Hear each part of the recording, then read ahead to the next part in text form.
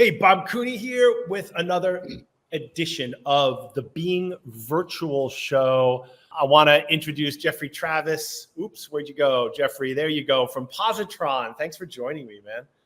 Yeah, thanks for having me, Bob. I want to be where you are right now. Looks a lot more fun. Yeah, it is. Now, you're coming from LA, I take it? LA, that's right. I'm based in LA. Yeah, cool. Now, look, Positron, you guys have been around. You were early in location-based virtual reality. I think now you started the company with a Jennifer Rundle? Yes, that's right. Yeah. Well, she joined a little bit after I started the company, but came on as a co-founder essentially as we started focusing on a product, which is our and I think she was the one I met, introduced me to the company, right. And you guys had this opening at, I want to say it was the Roosevelt Hotel in the downtown, Ace Hotel, maybe in downtown. The LA? Ace Hotel, that's right. The Ace Hotel in downtown LA. That was a cool event. That was an amazing event, and that was my first experience, not only with a positron chair, but this concept of kind of storytelling in VR, where you had 3 long form stories, films, right. VR films in the chair, and it kind of showed me what was possible. So take us back to the beginning. I think that was 2016, 2017, maybe. Yeah. Take us back to the beginning of Positron, what your vision was, how it started, and then we'll kind of get caught up to the present and then talk about the future. Yeah, that sounds great. Yeah, so Positron actually started way back in 2014. We just celebrated our 10-year anniversary, which is crazy to think about. But yeah, I started the company. My background is as both a filmmaker and engineer. So I spent about a decade designing motion simulators, doing things with hardware and software, robotics, but really had a passion for storytelling and kind of ended up going into Hollywood as a writer and director and spent another decade doing independent films, and kind of brought both of those worlds together in starting Positron really when I got the taste of a very early prototype of the Oculus headset. It was even pre-DK1. Palmer Luckey had approached us to, we had some Unity developers on our team to create some demo content. And when I saw the headset, I was just really excited about that being a medium for storytelling. And so as I began to, delve into that world, and of course, most people were focused on games in the early days of VR, I found there was a small but growing community of filmmakers and storytellers working with VR.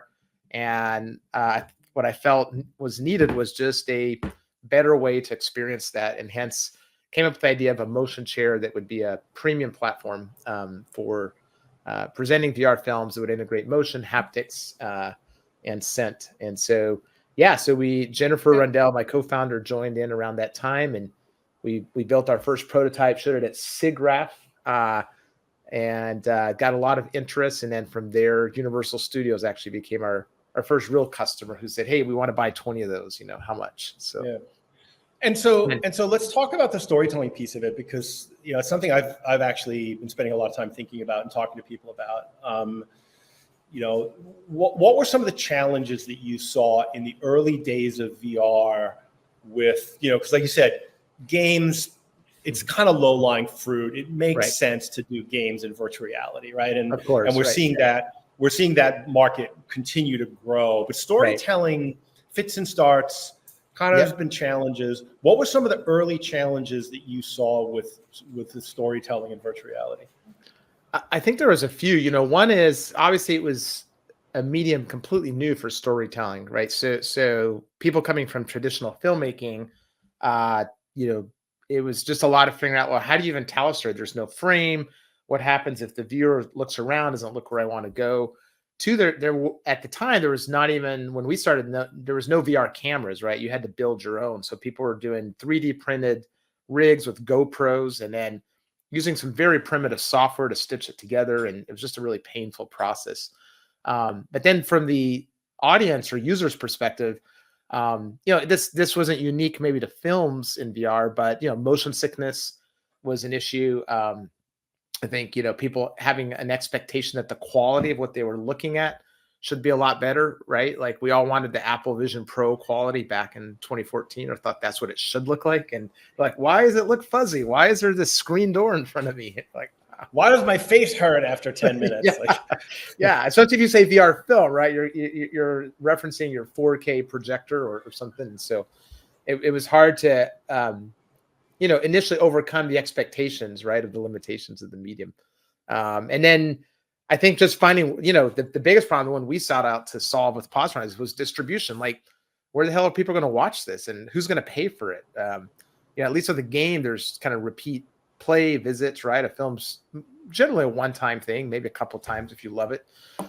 So how do you possibly monetize something like that? Where are people going to see it? And that's part of what preempted us to go into location-based entertainment and realize, like, hey, if you present VR films in a very premium way, something that people probably have never experienced, maybe wouldn't even know how to find, even if they own a headset at home, they're gonna enjoy it, right? And get to connect really good creatives with audiences. And that was kind of the goal. It's like they're very, very creative people doing things with the medium. And it was challenging them for them to find an audience beyond, say, the 30 people at Sundance that managed to get a ticket for their time slot.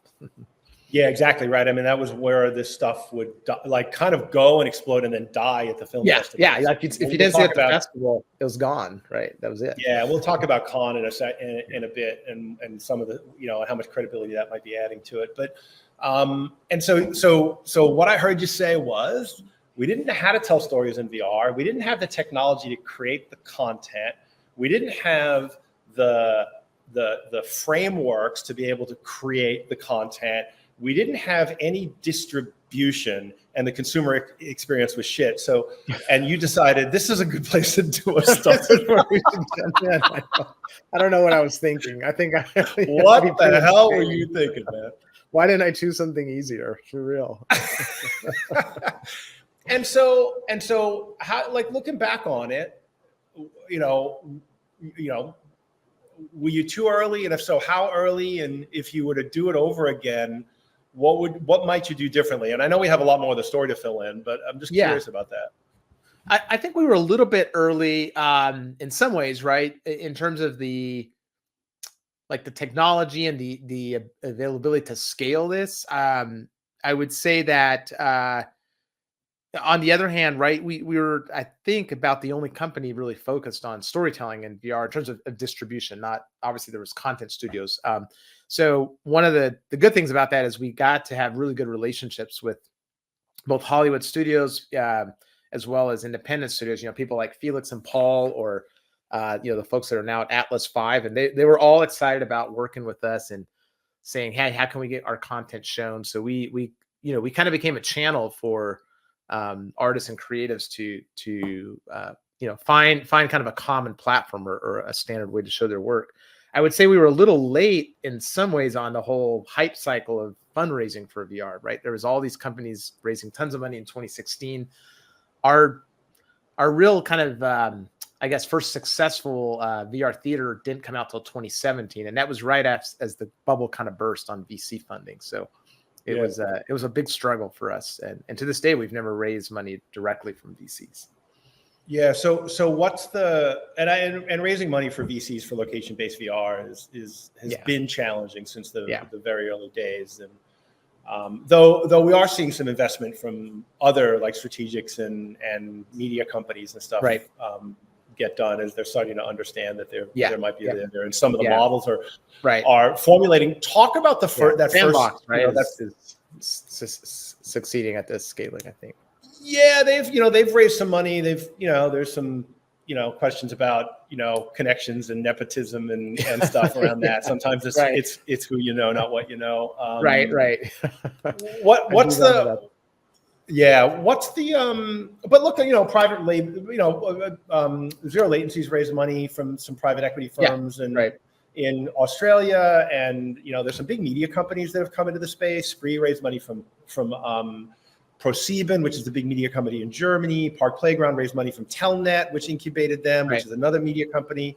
And so I think we're starting to see the media companies look and say, hey, what's this alternative distribution channel for content? And we want to get in early. And now with streaming, whole another discussion. There's a lot of challenges in media companies and we'll see how that plays out. But I want to go back to the first. Sure. You mentioned the first theater in 2017. Describe that? What was it? Where was it? And how did it work out? So shortly after we debuted our first VR chair at Sundance, so this was in January 2017. It was like we had two prototypes. We were showing some of the independent, the VR films that were premiering there. And like a lot of, VR systems, it's all kind of held together with duct tape and gum and lots of rebooting the software, but, managed to make it work. So some folks from Universal got to see it and said, hey, Tom Cruise just shot a 360 video of behind the scenes, a stunt he did for the movie, The Mummy, that came out back then. And I don't know if you saw the movie, but, there's a scene in which he and his co-star are going down in a big aircraft carrier. And so they're kind of floating around, bouncing around the plane, trying to figure out how to get a parachute and jump out before they crash. And that scene was shot in a zero gravity plane, one of those, vomit comets, they call it. It goes up, does a free fall and lets everybody kind of float for about 40 seconds. So it was a pretty fun experience. So we were like, hey, they said, could you simulate that sort of zero gravity with your chair? And this would be a great way to show it. We're trying to do a big launch this was at South by Southwest. So they said, can we get 20 chairs? And, oh, by the way, can we have them in 8 weeks? And we said, yes, having no idea how we're going to pull that off, manufacturing. Like every good entrepreneur, right? Yeah. Exactly. Yes, we can do it. The answer is yes, we can, of course. And then it was like, oh, fucking shit. What are we going to do? Can you pay in advance? We did get some money in advance, fortunately. That was the only way. And we basically didn't sleep for the next, 2 months. Like just slept. We found a fabricator in LA and slept on the factory floor. And there was just 4 of us on the team at the time, myself and 2 engineers. You and Elon Musk? Yeah. And it was literally sleeping and eating there because that was the only way. And I think when we finally had the execs from Universal come out to see it right before they had to ship them to South by Southwest, it all worked. I mean, it was one of those, like we were saying a little prayers and crossing our fingers. And, so shipped 20 chairs and it premiered in Austin and got a tremendous response, like way better than they were expecting, way better than we were expecting. They were originally thinking this was going to be one of a few marketing sort of things around the film.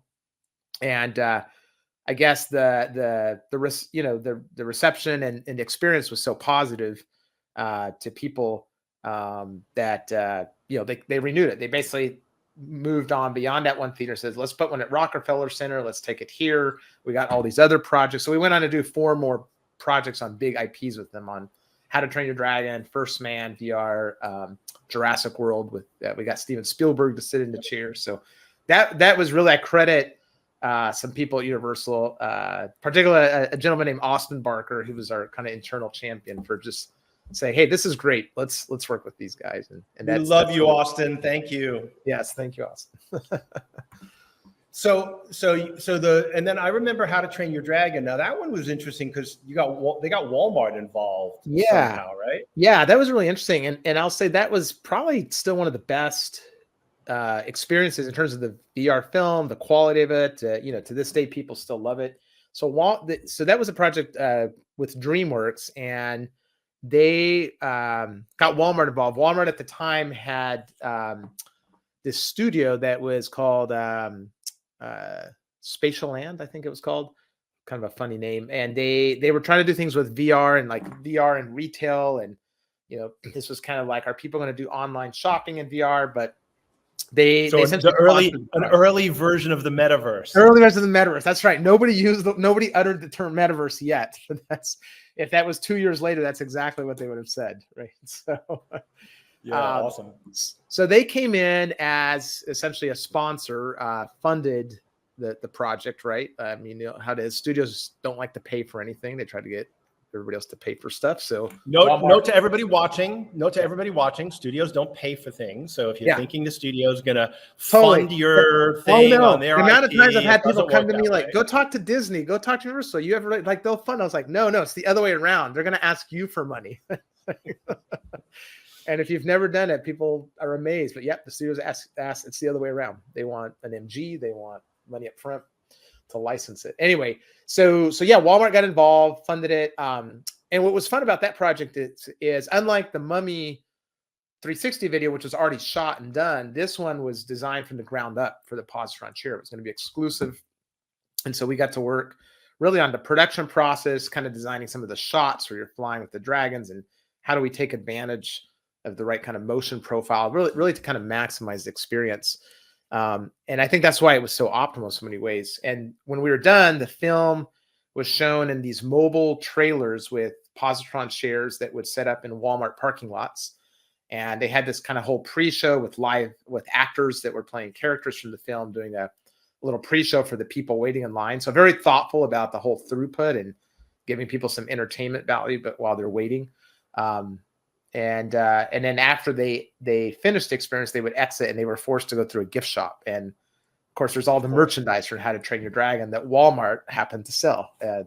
So it was one of those really good success stories for the, it wasn't ticketed, right? I always argued they should have charged tickets because people would still have happily paid to watch this. But, they saw a huge uplift in the merchandise sales for the How to Train Your Dragon merch. The film went on to win some awards like the Lumiere Award, got shown in other places. And when you say the film, you mean the Positron version of the Positron version of How to Train Your Dragon. Because it wasn't the whole movie, right? No. It was only 5 minutes long. Yep. It was essentially using a lot of the assets from the film. So there's the characters from the film. It was also a learning experience in terms of VR production. Like this was built in Unity.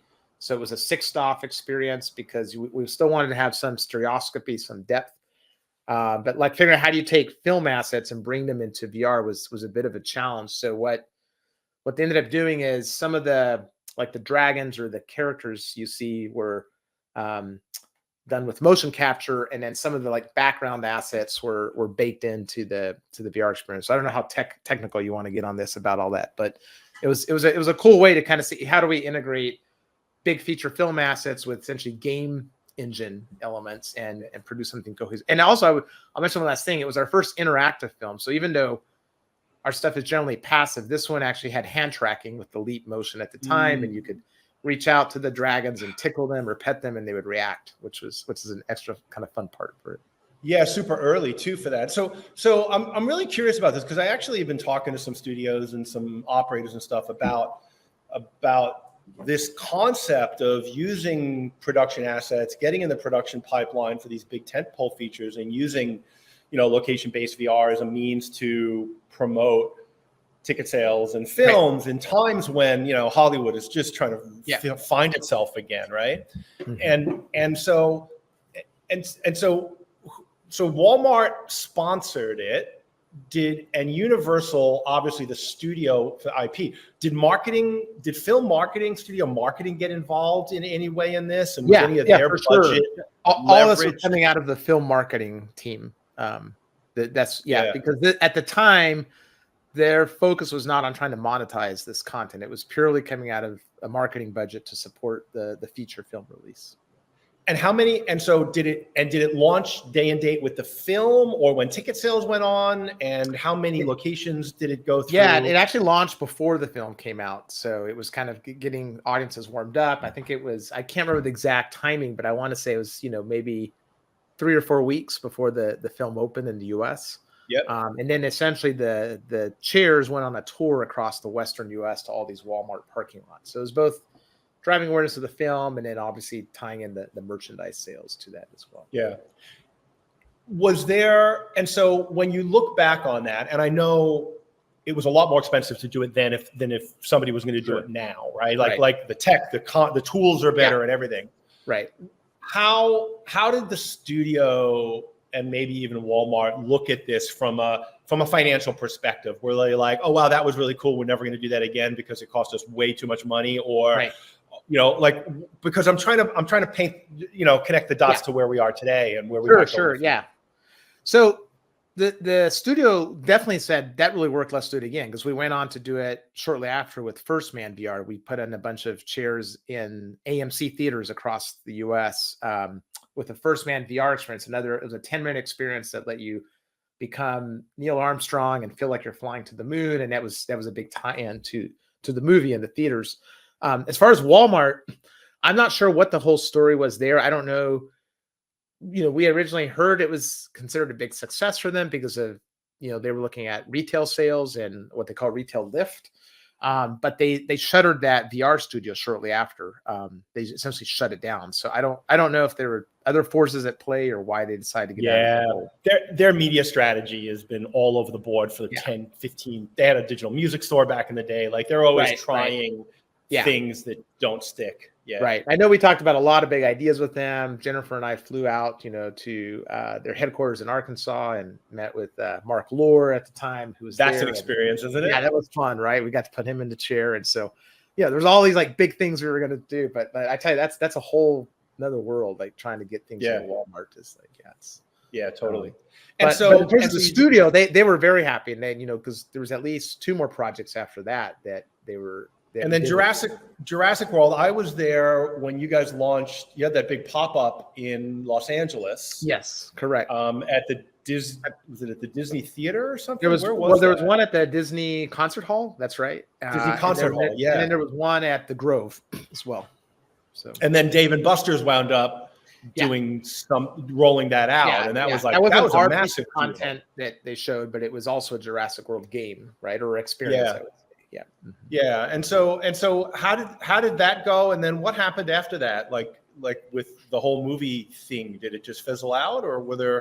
I think that was, that one went really well. That was so we worked with Felix and Paul, did the piece of content. That one's called Jurassic World Blue. What I loved about it was that, if you've seen Felix and Paul's work, it's always about this very beautiful visual cinematic quality, right? They don't like doing anything that the game engine like. So they actually shot locations in Hawaii. They used I would say the quote real dinosaurs, right, from the movie in terms of, so everything looks completely photorealistic.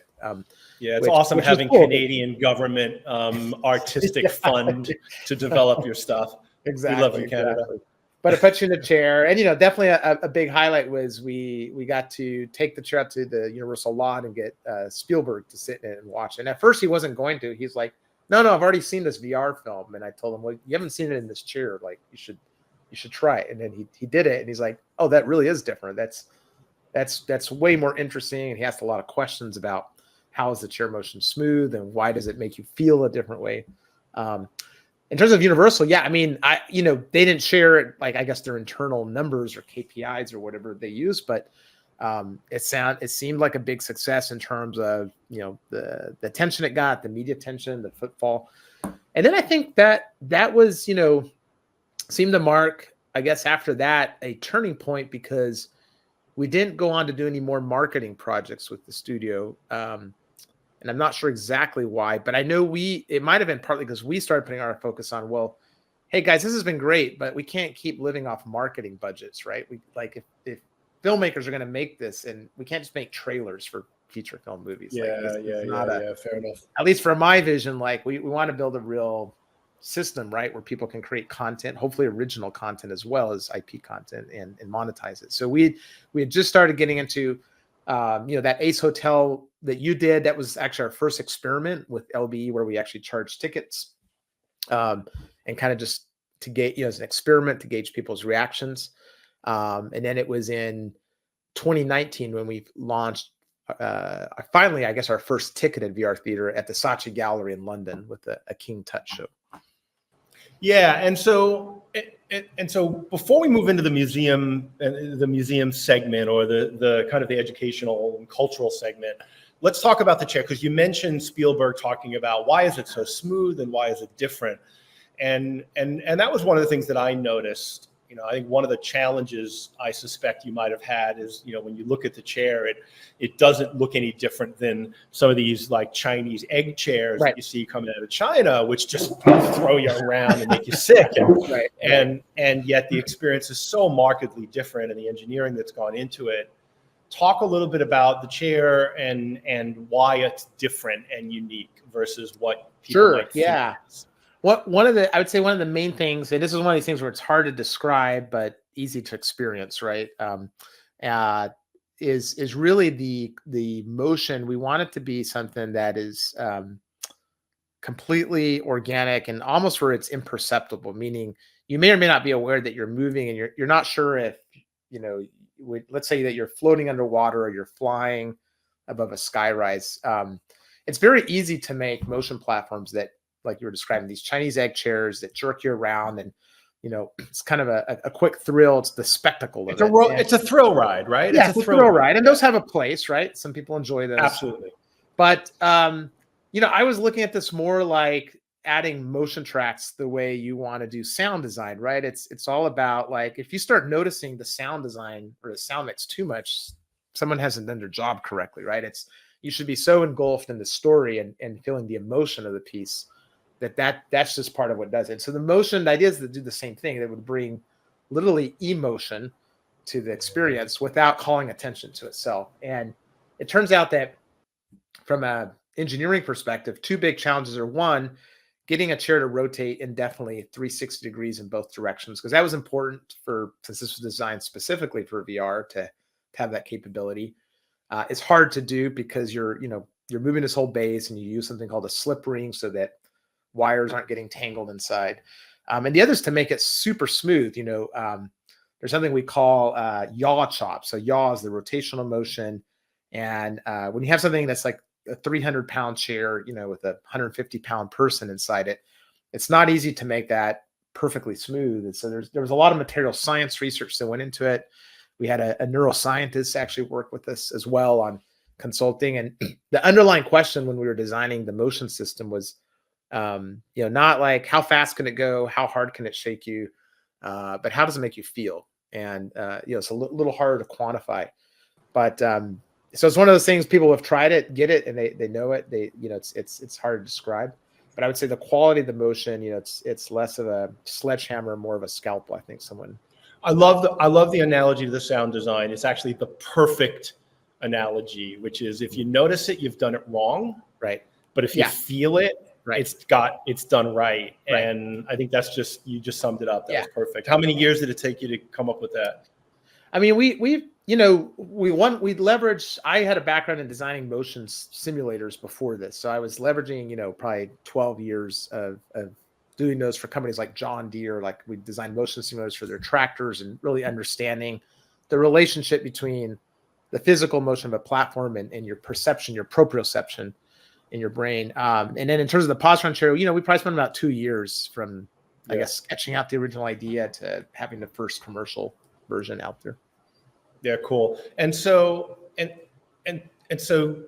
we'll get back now. Let's go. So you talked about Jurassic was kind of like the last of the studio marketing budget deals that you did. Right. And then you moved into this King Tut kind of into that. And there was one more studio one. Sorry, with Disney, we did Frozen, the Frozen 2 premiere. So they made a VR film called Myth, which was that they did also want to commercialize. But that film, we showed the chairs. We had the chairs at the world premiere of Frozen 2, and working with Disney was really interesting. They're different. But they, that was shortly before COVID, right? And so there was a lot of ideas to, like, hey, we're going to put chairs at Disney stores and then Disney cruises, and we're going to show, and that all had to get put on pause with COVID. But they were the ones, I guess, said, hey, let's not just make this a marketing tool. Let's actually commercialize this content. And they've got, they understand LBE and theme parks and tying and gift shops and exactly. Right. Yeah. Although Universal does too. So interesting. So talk about the transition. So how did you transition to, was it Tut was the first of the kind of cultural exhibitions? Correct. That's right. Yeah. I mean, we had, a lot of, I'd say, VR films or pieces of content from filmmakers that had come to us and either made interesting documentaries in VR or things they wanted to show, but nobody had the funding, right, to say, okay, let's install a bunch of chairs in a location, let's set it up, let's market it. It's not enough to do that, as you know, right? There has to be a whole marketing strategy behind this too. So we ended up working with a company called City Lights that is a VR film studio, and they had made this VR film about King Tut, and it was the discovery of King Tut's tomb. and teamed up. At the time, it was with IMG, which is the big event company, and they had they were at the London location. It's called the Saatchi Gallery Museum. There was a whole King Tut exhibit with the actual artifacts, right, with the tomb. And if you've ever been to one of these King Tut museum exhibits, they're pretty spectacular, right, seeing the ancient artifacts. And so they said, hey, let's put 18 chairs there and let's charge a separate entrance ticket. The idea being that a certain percentage of the people that walk in the museum are going to be like, oh, what else? What is this thing? Let's go try this VR theater. And it was interesting because I would say it was definitely very successful. It opened in, again, it was just a bad timing thing too. It opened in November 2019, and of course by February 2020 it was done, right? Like the whole idea was going to stay there for a year. Nevertheless, in those 3 months, they sold almost $1 million worth of VR tickets, right? Wow. Most shows sold out. And that was, in my opinion, terrible marketing. At the first few days, there was no sign. It was on the third floor. It sounds like it was good enough. Nobody even knew where you could actually go see it. And if you got up there, well, how do I get a ticket for this? Well, you got to go back outside to the box office. It was horrible. There was no advertising but in spite of those kind of initial blunders, I think everybody who was working out learned from it and quickly started adjusting, and certainly lessons for the next time that we got to do it post-COVID. Yeah. So talk about that. So COVID happens. We don't want to talk about that anymore. Yeah. This is a no COVID zone. Right. And so what happened? Yeah. What was the next one after that? So yeah, I mean, that was rough because we we're about to install our second big VR theater in, which still, went on to get done. It's in Melbourne, Australia. I don't know if you ever visited it. That one. Yeah, I did. Yeah. At the Eureka Sky Deck. That's a permanent installation. But of course, that we were manufacturing the chairs in Taiwan at that point. And when COVID came, right, our client in Australia had to put on pause the order. They couldn't even take delivery. Meanwhile, the manufacturer in Taiwan's wanting to get paid for what they've made. Meanwhile, our customers obviously are not paying or canceling orders.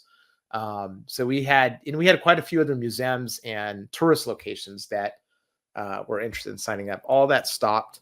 Obviously, we managed to survive, but just barely. Right, it was one of those rough. Yep. Thank the SBA and some of those government loans that kept us alive, and we put everything in storage and managed to keep the company going really by pivoting to IP licensing. So for those 18 months, so we couldn't do any revenue because all of our revenue until then was hardware sales or leasing. So that went to zero.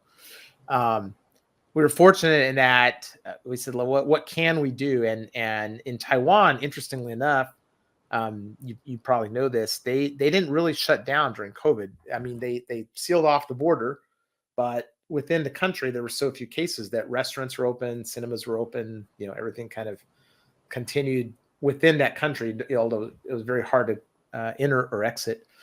And so we talked to the manufacturer and said, hey, well, what if you guys sell chairs within Taiwan and install them, right? And offer something, license the patents from us. We can't do anything right now. The rest of the world is shut down. So I got them to agree, and they paid us, an advance against royalties, and essentially, right, it was almost like doing the sale of a VR theater, but just licensing out the patents, and that was kind of what managed to keep us going and enough revenue to stay alive. And are they still then manufacturing that, or what's? They're not anymore. No, so that company's called Brogent Technologies. They do they do they call them flying theaters. So if you've ever done the soaring over California or those kind of rides, flying over Vancouver, they manufacture. So their CEO really liked it because he's like, hey, we build these huge, cost $5 million or more to build one of these. Takes 2 years. You guys have a similar feeling of experience, but these chairs can kind of go anywhere. So, So for whatever reason, they never managed to really take off with sales, but they were a great partner in terms of manufacturing, and I think they were always willing to give it a try. So, And so COVID ends, and then the Melbourne thing obviously still went through, fortunately. Yeah. So eventually, right, COVID ends. They finally are able to take delivery of the chairs. We get them installed. This is at a tall skyscraper. It's like one of the biggest tourist attractions. Around the same time, the phone starts ringing again, right? We get calls from people who had worked with some of the museum partners that were part of that Saatchi Gallery Tut exhibit and said, hey, that thing did really well. We're about to launch this Machu Picchu museum exhibit. So we worked with a company called Neon that, and still to this day are a customer. And they ordered, 32 chairs, 16 for one museum and 16 for another. One of them for a Machu Picchu experience, and then another one for a King Ramses experience. And that's when we saw, like, okay, I think we're starting to find our product market fit when it comes to location-based entertainment. And it's really putting VR chairs in a location that draws lots of visitors. So you're not having to market, come see this VR thing. They're going there for other reasons. Maybe some people will go because they want to see the VR specifically, but they're already there. They're looking for something interesting to do. They've already spent money to get through the door. And so it's an upsell, right, of another $20 ticket or the VIP ticket. And we found that what we call conversion rates were really good, right? Anywhere from, I don't think we've ever seen less than 20% and sometimes as much as 60%. Wow. So it's essentially like, this doesn't take a lot of room, right? Compared to the rest of the exhibit, which is like 15,000 square feet. We have here's in an 800 square foot little room. And those theaters are generating $200K a month sometimes, right? For the operators. So it's a great model, right? And for the operators that can combine that attraction with, we're the attraction inside the attraction, right? The premium. That's been what's worked out really well. And the content's aligned with why people are going there. Yes, like one of exactly. The content's absolutely aligned. That's right. Yep.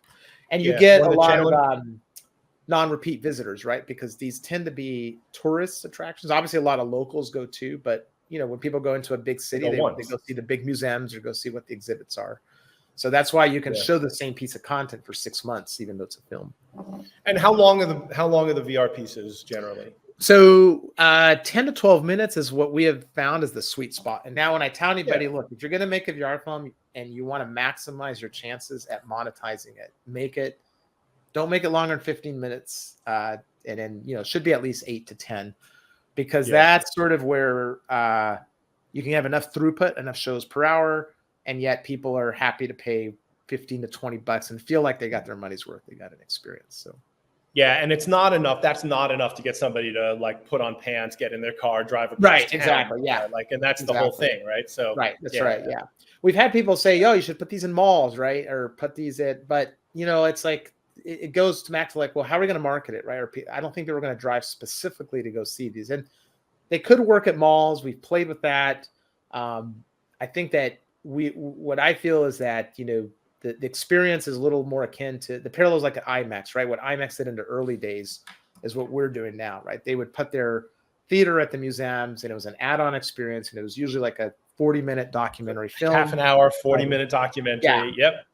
And so we're finding it, we're following some of those footsteps, and that seems to be working well.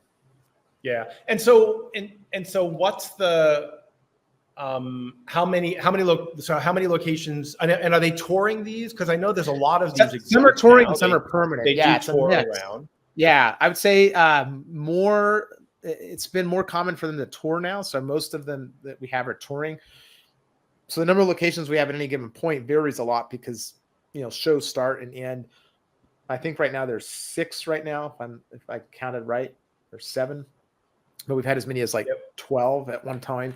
So like last year, we had 3 VR theaters touring the U.S. with Paquin Entertainment. They do these like the immersive Van Gogh type shows, if you've seen those with the projection mapping. They had one about King Tut, and so we had produced this film about Tut, and we put the chairs and they toured, right? They went like Hartford, Milwaukee, Jacksonville, kind of these mid-level cities, I guess, throughout the U.S., which was interesting because they tended to do better there than the big cities sometimes. Less competition, right? I mean, less competition. You go to New York, how many things can you do? Exactly. Yeah. Yeah, it was interesting, and a very interesting Yeah. demographic too, right? I think our chairs were suited for that. Like these are, a lot of the people you see are maybe a couple in their 50s sitting in to come do it, right? They're not necessarily the people that will go strap on all the gear and hunt zombies in VR. So Yeah. it's an audience we can Yeah. serve Interesting. well. And so where do you think so is that business growing for you now? Are you getting, because I'm starting to follow, I just launched a newsletter this week called Inside, which if you Right. don't get it, go to vrcollective.com/inside and sign up for it. And we're starting to cover all of these VR deployments that are happening around the world in these different venues. And there's so much going on in the museum space and cultural exhibit space. Are you seeing that business grow? Is the pipeline growing? For sure. It's definitely growing. And it's interesting because I think a few years ago, a lot of us, not a lot of us, but I guess people like in the space and probably we were all like, well, museums is a natural place for us, but museums were very reluctant. They were like, I don't know. And they don't have how do we money. clean these? How do we have to like operate them? Right. Like they want something they don't have to mess with. So the solution to that is, well, one, obviously as the technology and the companies mature, we've made our software, even though people think of us as a chair, we joke we're really more of a software company now. People just don't know it. All the theater management system, all the systems that make it, gracefully recover if VR has to reboot, just to minimize burden on the operators. So it's easier for them. I think obviously it's much more mainstream, and the Quest being kind of a success, right, has made museums less reluctant to put these. But I think part of it is too is that they realize that like it gives guests an experience that goes beyond what they can see statically. I mean, if you've been like, say, back to the King Tut idea, if you've ever been to one of those exhibits, you get to the last room and there's the mummy, and there's like 500 people all craning their neck, crowded around with their iPhones trying to get a picture of it, and it's not it's not like a very cool experience. I mean, you can kind of see it.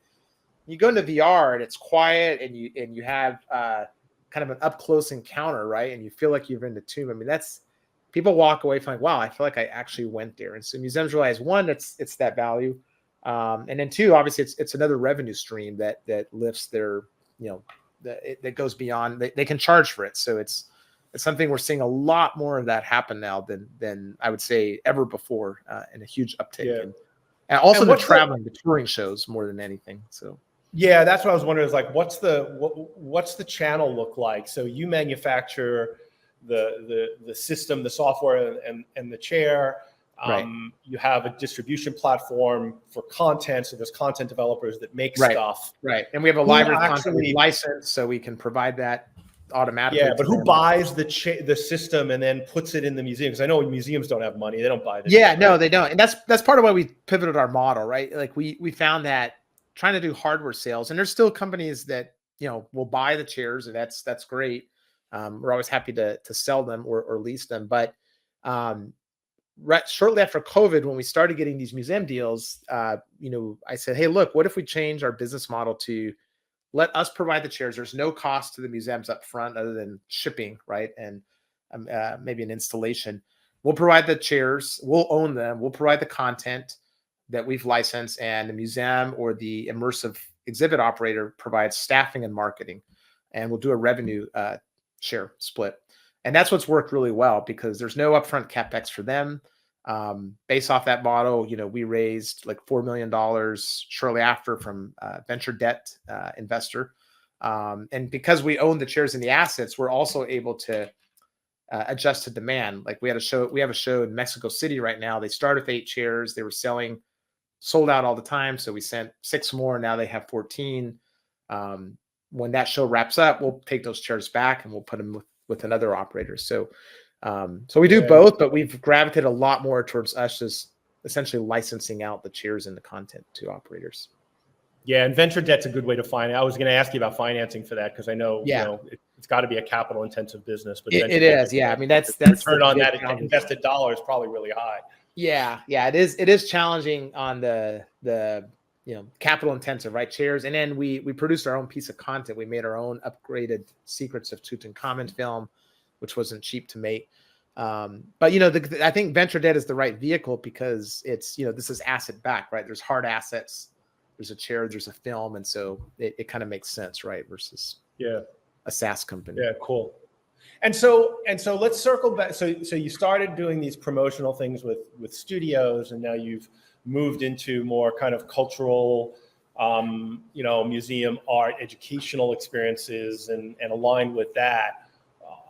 I want to come back to the entertainment part, because Hollywood's, movie theaters are fucked, right? Yeah. Like no secret there. And studios are, trying to navigate the business differently now. And a lot of the theaters are overbuilt. There's too much inventory. The owners, well, I won't talk about AMC because I have no idea what they're doing, but most of the other companies are trying to figure out how to optimize. And they're really interested in VR. There's a real interest in virtual reality by theater owners, especially the smaller independent theater owners that I talk to, guys with like one theater or 20 or 30 or 40 locations. They're adding family entertainment centers. I know Synergy tried a couple of your chairs, but they underinvested. They only did 2, and so it didn't. And it was like very much in a family FEC kind of environment, competing with games. And stuff. It was a difficult. And so I'm wondering about the opportunity, to move back into entertainment. So one of the things that I witnessed, and I've talked to some studios about this, when ticket sales went on sale for the Mario movie, right? And they made a big deal of ticket sale day. And if you went to the theater and pre-bought your tickets at the theater, you got posters, they gave away hats, and they had special drinks, and they made a celebration of it, all right? And then obviously they had the Barbenheimer thing with Barbie. They did a similar thing when tickets went on sale. And so there are fewer movies. The big production movies that have big marketing budgets associated with them are even more event based. How do we get this? How do we take advantage of the fact that there's so much extra capacity in these theaters? And virtual reality technology is becoming more accessible and more affordable to be able to leverage that event and production pipeline. You've already done that, right? So How to Train Your Dragon, you were in the production pipeline. And so is there a there, or am I just dreaming? No. I think, you hit the nail on the head. That is, it's funny because before we didn't even consider museums too closely, we were looking at theaters, right? Our first thought is like, well, let's go into the theaters, right? And we had conversations with AMC, and we had conversations with Cinépolis and some other kind of luxury theater chains. And there was always kind of interest, but nobody had money, right? At the time, we didn't have the financing to provide the chairs ourselves. They didn't have the money to buy them. And so it was just kind of this impasse, right? Now, I would say that is our kind of next move or expand is to get into theaters. We signed a deal, because I guess it was a month ago now with a cinema distributor called DLS. They provide, the big high-end projectors and the Dolby Atmos systems theaters. Now they exclusively represent Positron. And, we can't announce it yet, but essentially soon you're going to hear about some theaters that have Positron chairs. And that, I think that's very much, and it's exactly what you're saying, the underutilized capacity, right? These places that have 10 screens, and most of the time they're at, 15% capacity at best, right? So let's put other things in there And the company you're working with, who are they called? So they're called DLS. Yeah. Are they out of France by any chance? No, they're actually here in California, Simi Valley. Okay. Because I know there was a company in France that digital light systems, but now it's called. So if you just go to dls.digital, you'll see them, and you'll see our chairs under as well. DLS, cool. And so are they providing financing for the theaters? Do they buy them and operate them? They don't. They're essentially just a sales channel, right? And they have the relationship with theaters. They've been selling equipment. They go to CinemaCon, understand that whole market. So they're bringing in our product. We will still be the ones financing it and bringing it in. Yeah, but they'll help. And so you'll still bring it in on a revenue share basis and help operate it. There's always the option for them to buy it, but I think for most theaters right now, it's revenue in the early days, and it's still experimental, right? Yeah. What's the content strategy behind those then when you go into theaters? Yeah, so that is one of our, I guess, challenges right now, is getting more content that is suitable for theaters. We have, all this great content that, especially is like studio IP, and unfortunately, it's hard to get the right licensing rights to show that the way we want to show it, right? So like, we got some term sheets at one point worked out with Universal on some of their IP, but it's a little chicken and egg, right? They want, well, do you guys have at least 100 chairs showing this? And I'm like, no, we got to start with 10. Well, call us when you got 100 and you can pay us $500,000 up front, right? It's like, so we're making progress. So most of the content will probably not be studio IP initially because it's just that the scaling or market size. But we do have pieces of content like the King Tut film, like some underwater documentaries, so it may or may not tie directly to like a feature film. That's what I would love to do. I would love to say, the next. We'll get it there. And I think if we work as an industry together, and we more the independent kind of stuff, So let's talk about that. So Cannes just announced an in competition immersive category. There are, I think there are 8 in competition and 3 or 4 more that are out of competition, including some older ones that they're bringing back in.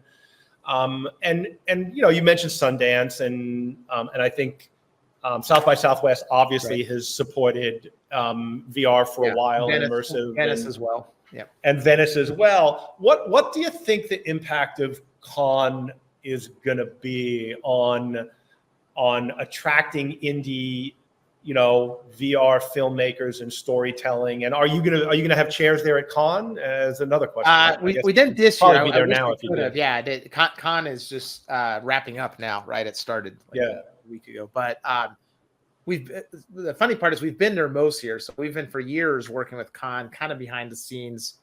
Well, not so behind the scenes. We've had premieres there. What's different this time, and it's exciting because in previous years, like when Positron was there and they actually showed some VR immersive works, it was part of the Cannes market, the marché du film, as they call it, which is the commercial market, but it was never part of the actual film festival, the competition, the prestigious, right? And so there was almost like this a little bit of a divide. I know the folks at Cannes very well. In fact, 2020, before we knew there was going to be a pandemic, we sponsored a VR award at Cannes called the Positron Visionary Award. We got over 100 submissions of VR films. Viola Davis was the head of our jury. And so we even though it ended up being completely virtual, we still had an award ceremony for the 6 finalists. But at the time, the idea was to have a Positron theater, show these finalists, so in a way, they're now getting to realize that similar vision this year, which is exciting. And really, I think the impact is going to be not just for filmmakers, but the cinema industry as a whole is now seeing this really up close, right? It used to be kind of tucked away literally in the basement at Cannes is where you would find all the VR stuff. And so it's like, that's just experimental stuff. Now it's at the forefront. There's a competition. You have celebrities, and that's, currency in Hollywood. So it's, I think it's going to make a big difference. Yeah, and a lot of that stuff, it looked like was like multiplayer, almost free roam stuff that they're some doing. of it, yeah. It's not limited to seated or passive. Yeah, I mean that, which is good. I mean, I think they should, welcome. I think that the challenge with a lot of this kind of work is how do you, again, if you're interested in distributing it, right? If it's something that requires specialized equipment or it's not kind of a standard free roam with controllers or something like in our chair, then you have to really think about how you're going to scale that across many venues. Yeah, and look, and standardization is something that I used to kind of scoff at, to be honest with you, and now realize the importance of that. And and I think part of the reason that free roam VR is exploding is because there's been everybody's kind of standardized around the HTC Focus 3, which is really a fit for purpose headset, right? And so now all of a sudden, I get it. Now we got to standardize some map sizes because everybody makes different map sizes. And if you're an operator, it's like, wait a second, this one's a foot too big that way or 8 feet too big that way, and so we need to. And so standards actually help distribution and scale. Absolutely. And it happens in the film industry, and it's happening in your space too.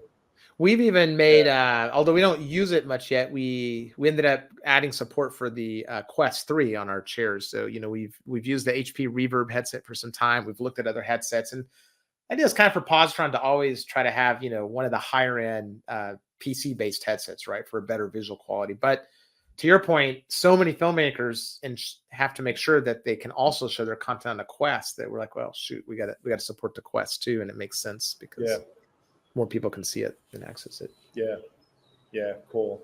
So so what do you see the future? Let's look a couple of years down the road. We'll start with your business, and then we'll talk a little bit about Sure. virtual reality in Yeah. general. Where do you see Positron in 5 years? Yeah. I mean, I think I would see Positron. Ideally, what I'd love to see is it become a brand that's beloved for its experiences. We may not be limited to chairs. Like, I know that's kind of how we're known and what we've gone out with, but I really see us as, being the premium add-on experience you can put anywhere, right? In any kind of space, whether it's cinema, whether it's a retail space or repurposed, that gives people a fantastic experience, and really for storytellers, right? Like, it's the go-to place. Not to draw too much on the IMAX comparison, right? But I think that part of our strategy has always been to work with artists first. So rather than cater to the audience and try to figure out what they want, we actually go to the artists and, like, what are you guys making? Yeah. What are the most creative people, guys and girls? Christopher Nolan, right? When he makes his film, he chooses IMAX, right? Because, like, I want this in the best quality. As we worked with creators, are like, we want to make sure this works on Positron because we know you guys will hold up a certain standard. So my hope is, we're not in any way a consumer brand today, but I think 5 years from now, right, if people say, oh, that's a Positron, like, I will go see that. I will pay for that. Just like I pay extra for an IMAX experience when there's a film. And look, I think the IMAX analogy is kind of spot on. It took them, hopefully it doesn't take you 40 years to get there, because, they obviously, it was a long journey for them, but yeah. I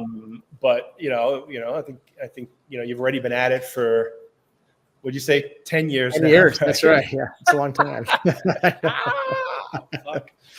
And what's your view on the broader application of virtual reality? So, Apple entered with Apple Vision Pro, a lot of hype died down. Is it a failure? Right. Is it a success? What's your take about VR in general outside of location-based entertainment? I think that,